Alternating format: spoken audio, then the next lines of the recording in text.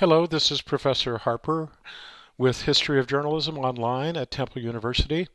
And today's lecture is about Father Charles Coughlin, a Roman Catholic priest and famous radio broadcaster who you probably have never heard of, but a very influential man in the 1930s and early 1940s. He was born in Canada and studied for the priesthood in Toronto and was ordained in 1916.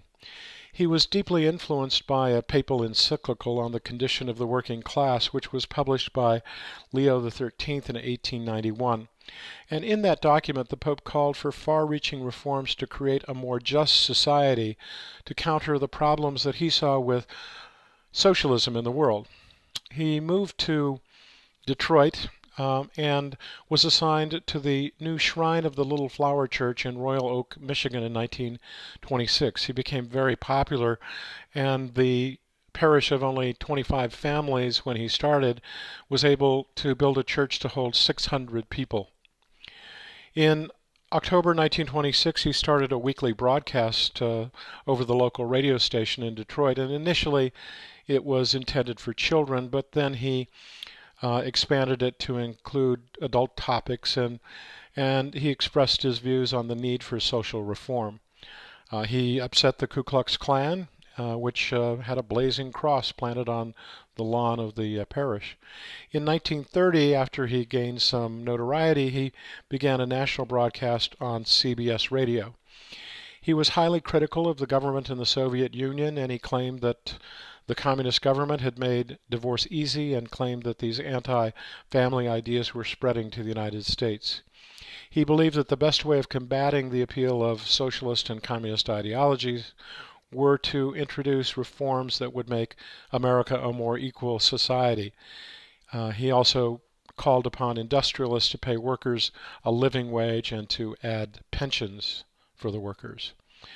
He denounced the greed and corruption of America's industrialists and warned about the dangers of, quote, the concentration of wealth in the hands of the few, unquote. He testified before the House of Representatives. He criticized left-wing groups, but he also shocked the committee by attacking leading industrialists such as Henry Ford of Detroit nearby. He began to criticize the government of President Herbert Hoover, and CBS got concerned and warned him to tone down his broadcasts. He refused to do so, and so CBS did not extend his contract when it expired in April 1931.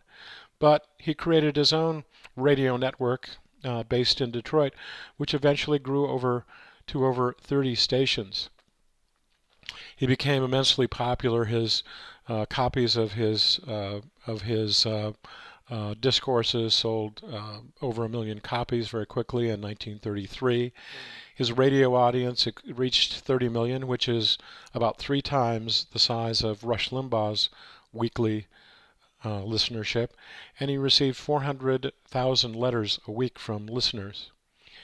In November of 1934, he formed the National Union of Socialist Justice, and he started to try to convince FDR to restructure and take over the federal banking system. He also became involved in trade unions. He formed an alliance with the populist governor Huey Long of Louisiana, who was thinking about running against FDR, but when Long was killed, Coughlin backed another candidate who lost badly to FDR, and Coughlin's power started to wane after that in 1936. He became an isolationist, and he praised the actions of Hitler and Mussolini because they were opposed to communism.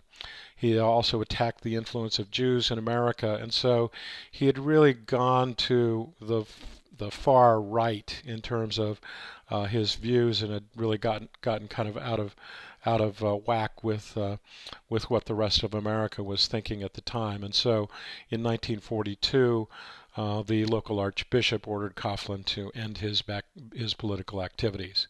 He continued as a priest, and he died in 1979. At the time, highly influential, Father Charles Coughlin, probably someone you've never heard of unless you're from the Detroit area.